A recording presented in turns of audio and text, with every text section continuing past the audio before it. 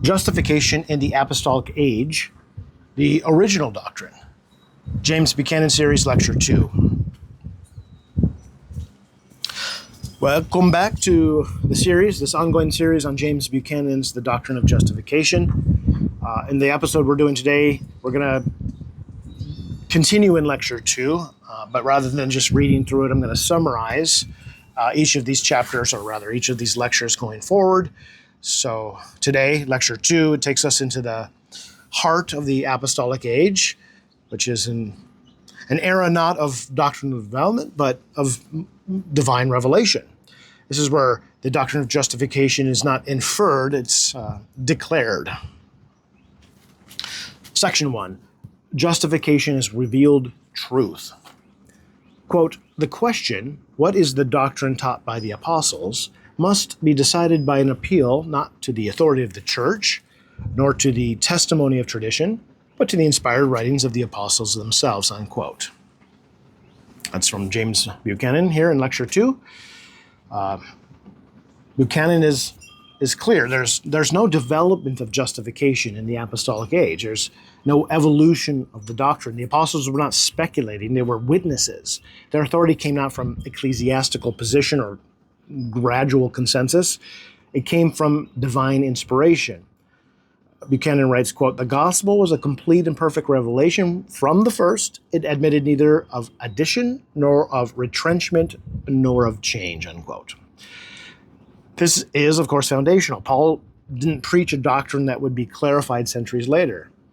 What he declared in Romans and Galatians and Philippians was the unaltered gospel of God. Section 2 of Lecture 2, Paul's theology and the righteousness of God. One of the major emphasis in Buchanan's second lecture is the centrality of Paul's doctrine of justification by faith, not as an isolated opinion, but as the consistent teaching across the epistles.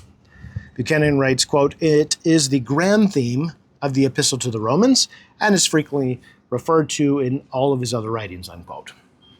Buchanan traces the Pauline doctrine to its root, the righteousness of God revealed in the gospel, from Romans chapter 1, verse 17. The righteousness is not our own. It's not infused, it's imputed. That was the controversial point of departure from Rome. An imputed righteousness, not an infused righteousness. Quote, Buchanan writes, it is a righteousness which is not of man, but of God, a righteousness which is not wrought by man, but for him, a righteousness which is not in him, but upon him, unquote. Section 3 is the defending against Judaizers. The apostolic doctrine of justification was not declared in a vacuum. It was shaped in controversy, especially against Judaizing teachers who insisted on circumcision and works of the law. Quote, the early corruption of the doctrine of justification arose not from the disciples of Paul, but from the party of the Pharisees who believed, unquote. Paul's thunderous rebuke in Galatians is a defense of the gospel purity. In Galatians chapter 2, verse 21, he writes, this is Paul, not Buchanan, if righteousness came by the law, then Christ is dead in vain. Buchanan sees in this not just a historical debate, but a timeless warning. Any addition to faith, whether law, merit, or ritual, is a subtraction from Christ. And of course, those that subscribe to a tradition of an infused righteousness don't see themselves as adding anything to faith, but Buchanan will go on to argue why that certainly and absolutely is the case. Section 4, faith alone, Christ alone. The apostles taught that justification is by faith alone in Christ alone. Buchanan sees this as the very heart of apostolic preaching. Quote, the faith which justifies is always directed to the same object and has the same ground, the blood and righteousness of Christ, unquote. This is not a vague moral trust, but it rests upon the finished work of Christ. Paul writes in Philippians chapter 3, verse 9, not having mine own righteousness, which is of the law, but that which is through the faith of Christ, the righteousness which is of God by faith. Section 5, unity of the apostles. Buchanan strongly affirms that the apostolic doctrine of justification was unanimous. It was not divided between Paul and James.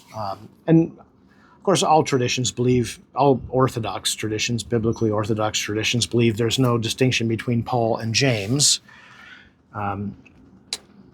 Buchanan writes, quote, "There is not a trace of discrepancy or contradiction in the writings of the apostles in regards to this doctrine," unquote.